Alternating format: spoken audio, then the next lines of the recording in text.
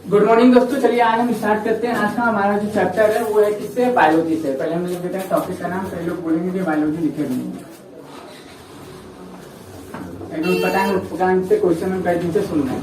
ठीक है, देखिए आज हम आपको बताने वाले हैं कि हम लोग के हार्ट के बारे में, यानी हृदय के बारे में, कि हृदय क्या होता है, किसके कितने हृदय पाए जाते हैं और मानव के कितने हृदय होते हैं, सरीसृप के कितने हृदय होते हैं, और आगे आज हम कंप्लीट करेंगे। चलिए देखिए, अब सबसे पहले हम आपको बता दें कि जो मछली होती है, जो पानी में पाई जाती है, उसकी जो है दो हृदय होते हैं। चलिए, जैसा कि मैं आपको बता रहा था कि आज का हमारा जो लेक्चर है बायोलॉजी पे है, तो हम आज बात करेंगे किसके बारे में, हृदय के बारे में, कि हार्ट के बारे में, कि हार्ट में कितने चैम्बर होते हैं, मानव में कितने हृदय होते हैं और जानवरों में कितने हृदय होते हैं, उनके बारे में हम बात करेंगे। देखिए, सबसे पहले मैं आपको बता देता हूँ कि जो मछली होती है उसमें मछली में दो हृदय होते हैं, मतलब हृदय के दो चैम्बर होते हैं। ठीक है, उभयचर और सरीसृप जितने भी होते हैं उसमें 3 चैम्बर होते हैं। और क्या नाम है, जितने भी मानव होते हैं और स्तनधारी और पक्षी होते हैं उनमें 4 हृदय होते हैं। अब इसे मैं आपको बताना चाहता हूँ, तो ऊपर वाला जो भाग होता है ना, जो हृदय का ऊपर वाला जो भाग होता है उसको क्या बोलते हैं, तो ऊपरी भाग को क्या बोलते हैं, आलिंग बोलते हैं, एट्रियम बोलते हैं। क्या बोलते हैं, हृदय के ऊपरी भाग को क्या बोलते हैं, एट्रियम बोलते हैं, यानी कि आलिंग बोलते हैं। क्या बोलते हैं दोस्तों, ऊपरी भाग को आलिंग यानी कि एट्रियम बोलते हैं। नीचे वाला जो भाग होता है उसको निलय बोलते हैं। नीचे वाला जो भाग होता है हृदय का, चाहे ह्यूमन का हो, चाहे जानवर का हो, चाहे मछली का हो, नीचे वाला जो भाग होता है उसको निलय बोलते हैं। क्या बोलते हैं, निलय। इंग्लिश में बोलते हैं वेंट्रिकल बोलते हैं। क्या बोलते हैं, वेंट्रिकल बोलते हैं इंग्लिश में।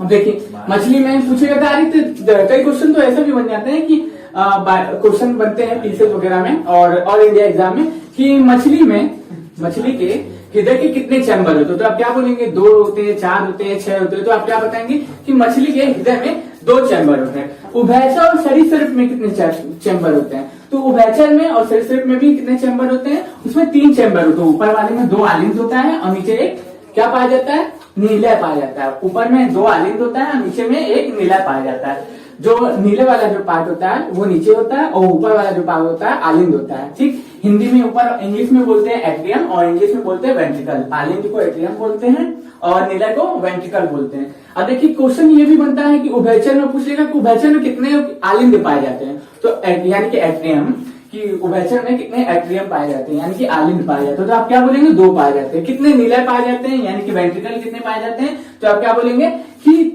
1 वेंट्रिकल पाया जाता है। और जितने भी मानव होते हैं उनमें क्या पाया जाता है, और स्तनधारी और पक्षी में 4 चैम्बर होते हैं। अब देखिए, मैंने आपको बता दिया कि ऊपरी भाग को आलिंद बोलते हैं, निचले भाग को क्या बोलते हैं, और निचले भाग को नीलय यानी कि वेंट्रिकल बोलते हैं। अब देखिए, इसके बारे में मैं आपको बताता हूँ। इसका लगभग वजन जो होता है ये लेफ्ट साइड में होता है। जो हमारा जो ऊपर वाला पार्ट देखे ना, उसके लेफ्ट साइड में होता है। कहाँ होता है, लेफ्ट साइड में, हल्का लेफ्ट में होता है। और इसका वजन तकरीबन 300 ग्राम के आसपास होता है। इसका जो वजन होता है, एकदम आसान भाषा में समझिए, सिंपल एकदम आसान भाषा में समझिए कि मान लीजिए मैंने आपको एक चित्र बना रहा हूँ। ये देखिए, मान लीजिए पहले मैं ऐसे बना लेता हूँ। ठीक,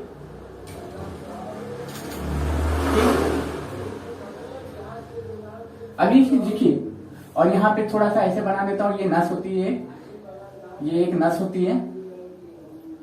यहीं से नीचे वाला हिस्सा जो बॉडी को, ब्लड को पंप करता है तो ऊपर जाता है, इसलिए इसके 4 चैम्बर बन जाते हैं यहीं से। देखिए, एक चैम्बर ये हो गया, एक चैम्बर ये हो गया, एक चैम्बर ये हो गया, एक चैम्बर ये हो गया। ठीक, तो ये जो हम लोग के हार्ट के कितने चैम्बर होते हैं, मानव के, ह्यूमन के हार्ट के कितने चैम्बर होते हैं, 4 चैम्बर होते हैं। ठीक, अंदर वाला जो हिस्सा होता है वो पूछता है ना कि उसको हृदय के ऊपरी भाग को क्या कहते हैं, ऊपरी भाग को क्या कहते हैं, बेस कहते हैं, और नीचे के भाग को क्या कहते हैं, स्पेनिश क्या बोलते हैं, एस्पिक कहते हैं। क्या कहते हैं, निचले भाग को एस्पिक। तो याद रखिएगा। अब मैं आपको इसकी कहानी बताता हूँ कि ये हमारा वर्क कैसे करता है। हमारा जो हृदय है, ठीक 1 मिनट में 72 बार धड़कता है। 1 मिनट में 72 बार धड़कता है। अब याद रखिएगा, जो स्टेथोस्कोप होता है, डॉक्टर लोग लगा के चेक करते हैं ना, तो बाएं भाग पे रखते हैं और चेक करते हैं कि बराबर इसमें आवाज आ रही है कि। हृदय की जो आवाज होती है ना, वो लब डब की होती है। तो बोलते हैं ना, धक धक जो बोलते हैं तो वो मूर्ख बनाते हैं। हृदय की जो आवाज होती है वो कैसी होती है, लब डब सुनाई देता है। अब देखिए, होता क्या है कि अब सीधा आप समझिए। अब होता क्या है कि मैंने ये हार्ट का एक वो बनाया हुआ है, डायग्राम बनाया हुआ है। हालांकि आपको समझने में थोड़ी दिक्कत होगी, लेकिन मैं पूरी कोशिश करूंगा कि आपको समझा सकूं।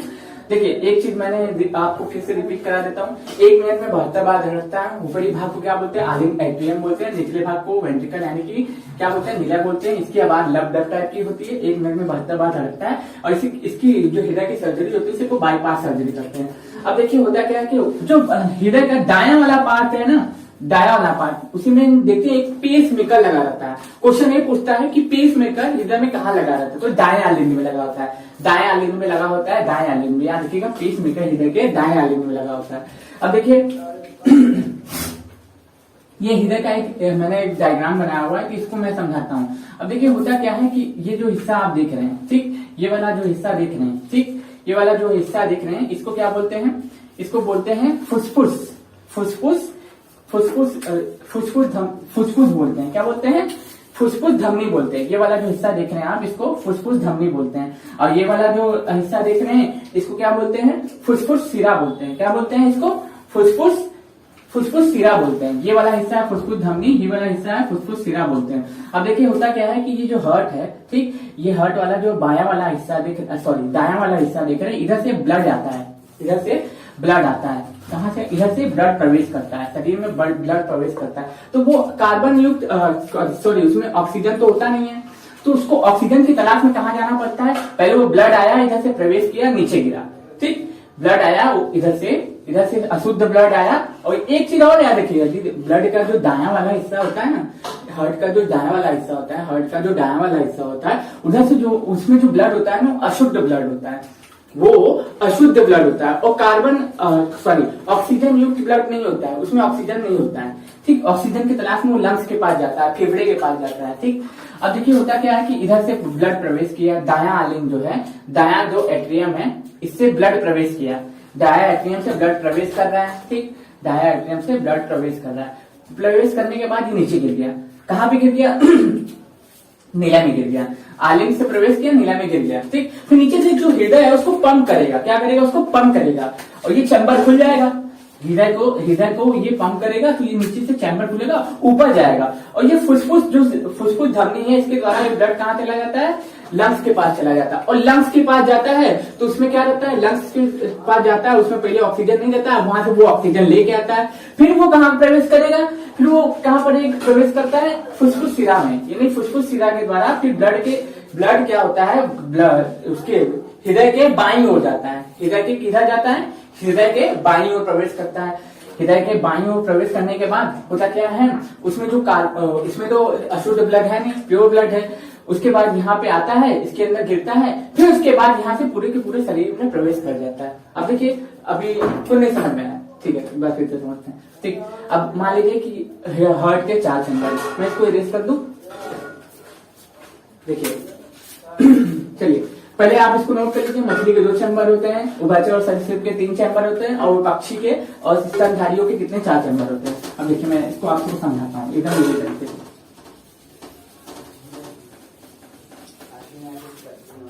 अब देखिए सबसे पहले मैं एक डायग्राम बना लेता हूँ यहाँ से, ठीक। यहाँ से एक डायग्राम बनाया, ऊपर वाला हिस्सा ऐसे गया, ठीक। फिर यहाँ से ऐसे एक चैम्बर निकाल लिया, एक हिस्सा इधर गया, ठीक। यहाँ से एक ऐसे निकाल लिया, फिर इसके बाद यहाँ से जैसे उधर बनाया है वैसे इधर भी बनाएंगे। फिर इसके बाद ये देखिए, अब देखिए होता क्या है कि इधर से ये जो दायां वाला आलिंग है ना, इधर से ब्लड को प्रवेश किया हृदय में, इधर से ये हार्ट, मैं आपको हार्ट बनाना भी सिखा रहा हूँ, आप इसको सीखते भी रहिएगा किसी तरीके से हार्ट का डिजाइन बनता है, ठीक। इससे आपको बनाने में भी इजी हो जाएगा और आप इसको समझ भी पाएंगे, ठीक। तो ऐसे ये क्या देख रहे हैं, इधर से भी एक पाइप निकली हुई है, इधर से भी एक पाइप निकली हुई है, ठीक। दोनों ओर से पाइप निकली हुई है, यहाँ पे जाके ऐसे ये मिल गई है, ठीक। ये आपस में जाके यहाँ से ऐसे ऐसे मिल गई, ठीक। देखिए इधर से ब्लड आया, ठीक, इधर से ब्लड आया, इसमें प्रवेश किया, किसमें प्रवेश किया? दाएं आलिंग में प्रवेश किया। फिर उसके बाद कहाँ गिर गया? उसके बाद वो गिर कहाँ गया? नीला में गिर गया। और नीचे से नीले उसको पंप किया, नीचे से जो नीले वाला हिस्सा देख रहे हैं इसको ये पंप किया। पंप करने के बाद ब्लड कहाँ गया? फेफड़े में गया। फेफड़े में जाने के बाद वहां से वो क्या आया? ऑक्सीजन लेके आया भैया, ऑक्सीजन लेके आया, फिर फुसफुस धमनी में फुसफुस सिरे में प्रवेश करता है और कहाँ गिर जाता है? बाएं वाले कहाँ गिर जाता है, नीले में गिर जाता है, बाएं वाले नीले में गिर जाता है। फिर उसके बाद वो इधर उसको क्या करता है, पंप करता है, पंप करने के बाद उसको धकेल देगा पूरे के पूरे बॉडी में। इतनी प्रक्रिया चलती है। सबसे पहली बात ब्लड में, सॉरी हृदय में 4 चैम्बर, ठीक। इसकी कार्ययुक्ति 8 प्रकार की, इसके जो परतें होती है 3 प्रकार की। अब देखिए इसमें पूछ लेता है ना हृदय में, कभी कभी अभी पूछ लेता है कि इसमें कितनी परतें पाई जाती है।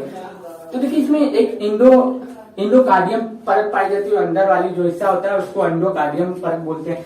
बाहरी वाली जो परत होती है पेरिकार्डियम परत बोलते हैं, और मायोकार्डियम। 3 परतें पाई जाती हैं हृदय में, 3 परतें पाई जाती है। अब ये जो हिस्सा देख रहे हैं ना, ये जो हिस्सा, ये जो इसको इससे जाके मिला रहा है, इसको क्या बोलते हैं, इसको बोलते हैं कार्डियोएक्सेप्टम।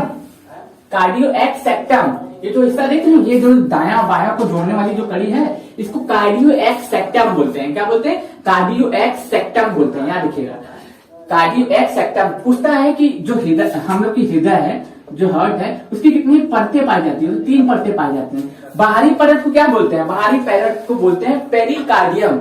बाहरी वाला जो परत है ना, ये बाहर वाला जो परत आप देख रहे हैं, इसको क्या बोलते हैं, पेरिकार्डियम। हृदय के बाहरी परत को क्या बोलते हैं, पेरिकार्डियम।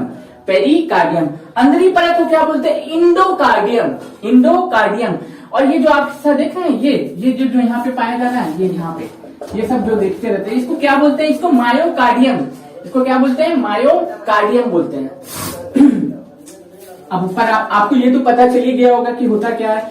पहले देखिए, एक बार फिर से स्टार्ट करते हैं। देखिए सबसे पहले क्या हुआ, ब्लड आया, कहाँ आया, महाशिरा से, वेना कावा से। जो ये पाइप होती है ना, इसको क्या बोलते हैं, वेना कावा। वेना कावा से कहाँ प्रवेश किया, हमारे दाएं आलिंद में प्रवेश किया। दाएं आलिंद में प्रवेश किया, फिर वो दाएं आलिंद से कहाँ गिर गया, दाएं नीलम में गिर गया, ठीक। फिर नीचे से उसको कौन पंप किया, नीचे से पंप कौन कर रहा है, हृदय कर रहा है। हृदय वाला जो नीचे वाला हिस्सा होता है, दाया वाला जो निलय होता है, वो क्या होता है, उसको करता है, पंप करता है, नीचे से धकेलता है, नीचे से इसे धकेलेगा, धक से। फिर वो कहाँ चला जाएगा, फेफड़े में चला जाएगा। जो ऊपर वाला जो पाइप दिख रहे हैं, ये कहाँ चला जाएगा, फेफड़े, यानी कि लंग्स में। फेफड़े को क्या बोलते हैं, लंग्स बोलते हैं। अब ये जो हुआ क्या, सबसे पहले ब्लड प्रवेश किया, ठीक। ब्लड प्रवेश करने के बाद कहाँ गया, दाएं आलिंद में गया। दाएं आलिंद से कहाँ गया, दाएं आलिंद से ब्लड नीचे गिर गया, कहाँ पे, निलय में नीचे गिर गया। ये नीचे हिस्सा देख रहे हैं, पहले ब्लड प्रवेश किया वेना कावा से ब्लड प्रवेश किया। इधर अशुद्ध ब्लड है, ठीक, अशुद्ध ब्लड है, साफ ब्लड नहीं, अशुद्ध ब्लड है, ठीक, अशुद्ध ब्लड है, याद रखिएगा। इधर से ब्लड प्रवेश किया, बहुत डिफिकल्ट है, एकदम ध्यान से समझते हुए चलिएगा। 1 मिनट चुके नहीं कि सबकी सब जो नॉलेज है और सबका सब ज्ञान खत्म हो जाएगा जो आप सीखना चाह रहे हैं। तो एकदम आराम से इसको धीरे धीरे समझते हुए चलिएगा।